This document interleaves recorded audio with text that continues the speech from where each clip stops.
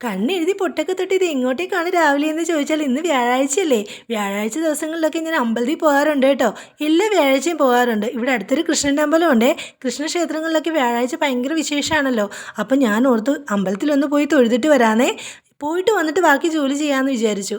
അപ്പോൾ ഇന്ന് രാവിലത്തേക്ക് ചപ്പാത്തിയും ചിക്കൻ കറിയും ഉണ്ടാക്കാമെന്നാണ് വിചാരിച്ചത് കേട്ടോ. കുറച്ച് ചിക്കൻ ഇരിപ്പുണ്ടായിരുന്നു. മോൾക്ക് ചിക്കൻ ഭയങ്കര ഇഷ്ടമാണ്. അപ്പോൾ ഞാൻ ഓർത്തു അതിനുള്ള സബോള ഒരുക്കിയെടുക്കാമെന്ന്. സാധാരണ സബോള ഒരുക്കുമ്പോൾ കണ്ണിൽ നിന്നൊക്കെ ഒഴുകി വരാറുള്ള ഇന്ന് എന്താണോ വലിയ പ്രശ്നമൊന്നും ഇല്ലായിരുന്നു. മോളും ചേട്ടനും പോയതിന് ശേഷമാണ് കേട്ടോ ഞാൻ ഇന്ന് ചപ്പാത്തി കഴിക്കാതിരുന്നത്. സാധാരണ അവരുടെ കൂടെ ഇരുന്ന് കഴിക്കുന്നതാണ്. പക്ഷേ ഇന്ന് ഞാൻ അമ്പലത്തിലൊക്കെ പോയി വന്നപ്പോൾ താമസിച്ചു പോയി. അതുകൊണ്ട് കുറച്ച് കഴിയട്ടെ എന്ന് വിചാരിച്ചു. അങ്ങനെ ഭക്ഷണമൊക്കെ കഴിച്ചതിന് ശേഷം ഞാൻ എൻ്റെ പച്ചക്കറിത്തോട്ടത്തിലേക്ക് ഇറങ്ങി.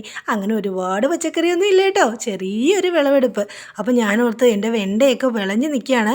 അപ്പോൾ അതൊക്കെ ഒന്ന് പറിച്ചെടുക്കാമെന്ന് വിചാരിച്ചു. അല്ലെങ്കിൽ മൂത്ത് പോകത്തില്ലേ, നമ്മുടെ ആവശ്യത്തിനുള്ള വിളവിന് കൂടുതലായാൽ പിന്നെ അത് ഉപയോഗിക്കാൻ കൊള്ളില്ല. അപ്പോൾ എൻ്റെ ആദ്യത്തെ വിളവെടുപ്പാണ് കേട്ടോ. ദാ ഇത്രയും വെണ്ടയ്ക്ക ഉണ്ടായിരുന്നേ. ഉച്ചയായപ്പോൾ ഭയങ്കര ചൂടായില്ലേ. അപ്പോഴേക്കും ഞാനോർത്ത് ഇച്ചിരി നാരങ്ങ വെള്ളം ഉണ്ടാക്കാമെന്ന്. അതെ, കഴിഞ്ഞ ദിവസം ഒരു വീഡിയോ കണ്ടിരുന്നു. ആ വീഡിയോയിലെ പോലെ ചെയ്യാമെന്ന് വിചാരിച്ചാണേ. അപ്പോൾ പഞ്ചസാരയും നാരങ്ങയും പിന്നെ ഒരു കാന്താരി മുളകും പിന്നെ കുറച്ച് ഇഞ്ചിയും പിന്നെ ഇച്ചിരി ഉപ്പും കൂടെ ചേർത്തിട്ട് നന്നായിട്ട് മിക്സിയിൽ അടിച്ചെടുത്തേ. എന്നിട്ട് അരിച്ചെടുത്തതിന് ശേഷം ആ കിട്ടിയ ജ്യൂസിനകത്തേക്ക് ആവശ്യത്തിന് വെള്ളവും ചേർത്ത് കൊടുത്തിട്ട് നമുക്ക് ജ്യൂസാക്കി വെള്ളം അങ്ങനെ നാരങ്ങ വെള്ളമായിട്ട് കുടിക്കാം. നല്ല ടേസ്റ്റ് ഉണ്ടായിരുന്നു കേട്ടോ. ഇച്ചിരി എരിവും ഇഞ്ചിയുടെ ഒരു കുത്തലും പുളിയും പഞ്ചസാരയൊക്കെ ചേർത്തിട്ട്. അപ്പോൾ ഇന്നത്തെ വീഡിയോ ഇത്രയേ ഉള്ളൂ. ടാറ്റാ.